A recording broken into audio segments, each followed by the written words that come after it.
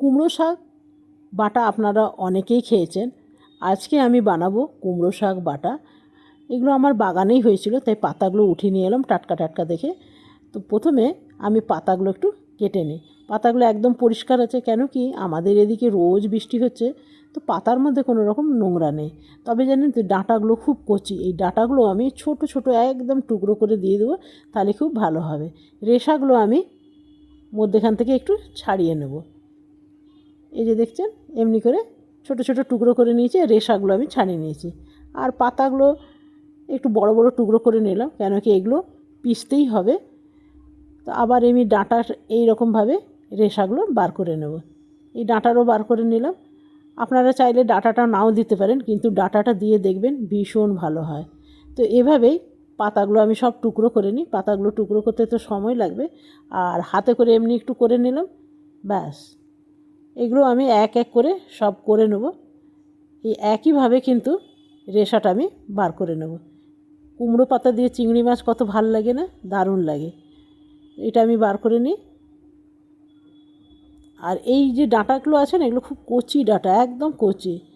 তো এগুলো আমি কি করব, কাঁচি করে ছোট ছোট টুকরো করে নেব। প্রথমে রেশাটা একটু বার করে নিতে হবে, নয়তো না পেশা যাবে না। এই যে দেখুন, রেশাটা আমি বার করে নিলাম। তো চলুন বন্ধুরা, এগুলো কেটে নিয়ে তারপরে ফিরে আসছি। তো দেখুন আমার কাটা হয়ে গেছে, আর এই রসুনটা পুরোটাই আমি দেব।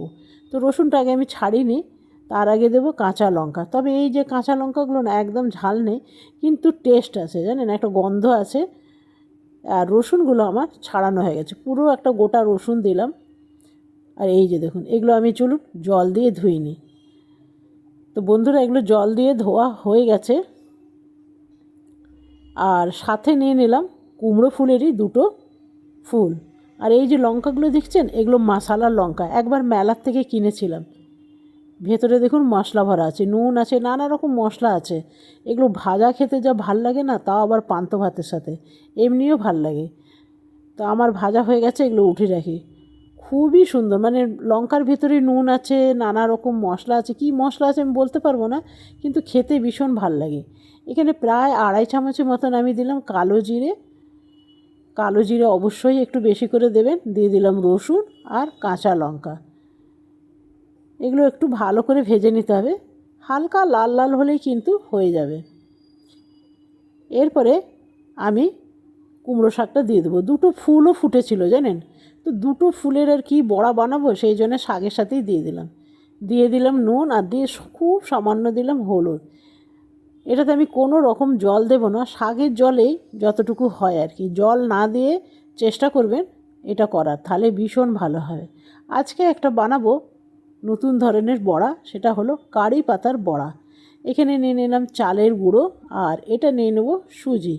তবে সবটাই পরিমাণে আপনাদের মতন দিতে পারেন, আমি এটা আন্দাজেই দিচ্ছি। এটা দিলাম ময়দা, চাল দিলাম, চালের গুঁড়ো দিলাম, দিলাম সুজি, ময়দা, আর এটা দেব বেসন, দেব সামান্য নুন, আর দেব একটু ঝাল লঙ্কা, আর এটা সামান্য একটু হলুদ দিলাম। আর এইখানে অন্য কোনো কিছু দেব না। এটা ভালো করে মিলিয়ে নিলাম। এরপরে দেব যেটা, সেটা হলো জল।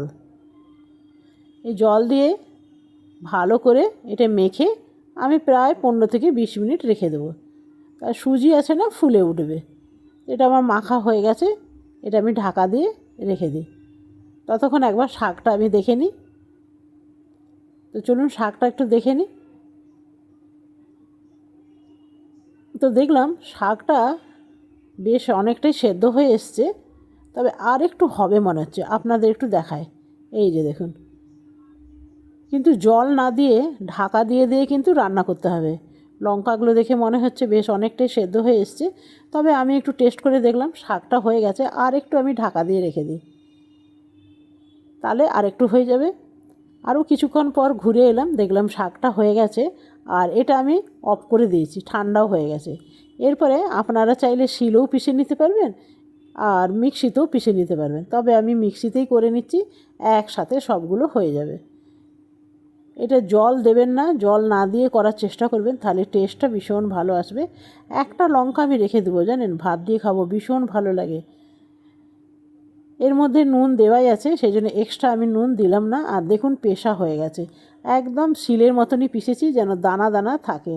এই যে রসুনগুলো যখন খাবেন না, মুখে পড়বে, ভীষণ ভাল লাগবে। তো চলুন, এরপরে কড়াই বসিয়ে দিয়েছি, আর কড়াইয়ের মধ্যে দিয়ে দিলাম সামান্য তেল, খুব বেশি তেল দেব না। এরপরে শাকটা দিয়ে দেবো, সামান্য একটু ভেজে নেব। আপনারা চাইলে কিন্তু এখানে বড়ি দিতে পারেন, তবে আমি বড়ি দেব না, বিনা বড়িতেই আমার ভাল লাগবে। তো শাকটা ভাজা আমার হয়ে গেছে, এরপরে নামিয়ে নেব, কেন শাকটা এর আগেও একবার ভেজেছিলাম খুব সামান্য তেল দিয়ে। শাকটা কালারটা যা সুন্দর এসছে না, অসম্ভব সুন্দর এসছে, একবার আপনাকে দেখায়। আর উপরে দিয়ে দেবো একটা লঙ্কা, দেখুন কি সুন্দর লাগছে না, শাক দিয়েই ভাত খাওয়া হয়ে যাবে। চলুন একটু কারি পাতা নিয়ে আসি। তা আমি চলে এসেছি আমার বাগানে কারি পাতা নিতে। কত ছোট ছোট কারি পাতা, কারি গাছ হয়েছে দেখেছেন, আর একটা বিশাল কারি গাছ আছেই। আর এগুলো হলো নিচে ছোট ছোট বাচ্চা। তো ছোট ছোট গাছ পাতাগুলো নিয়ে নিলাম। আর আমাদের এখানে যা রোদ বৃষ্টি পড়ছে না, পাতাগুলো এমনিই পরিষ্কার আছে, তবু একটু জল দিয়ে ধুয়ে নিতে হবে।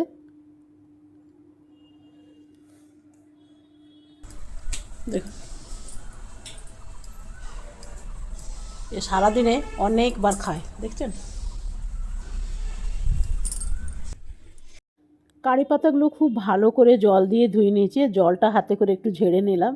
আর এটা বেশ বসে গেছে, আমাকে ঘন হয়ে গেছে জানেন, আর একটু জল দিতে হবে। আর একটু আমি জল দিয়ে দেবো, ব্যাস, আর দেবো না, এই জলেই হয়ে যাবে। আপনারা কখনো এরকম কারি পাতা যদি আপনাদের বাড়িতে গাছ থাকে, তাহলে এরকম করতেও পারেন, না তো আজকাল কেনা তো ইজিলি পাওয়াই যায়। আর এইখানে আপনার পছন্দ মতন পাতা নেবেন, আমি এখানে 3টে করে নিলাম। আর এটা ভালো করে ডিপ করে নেব।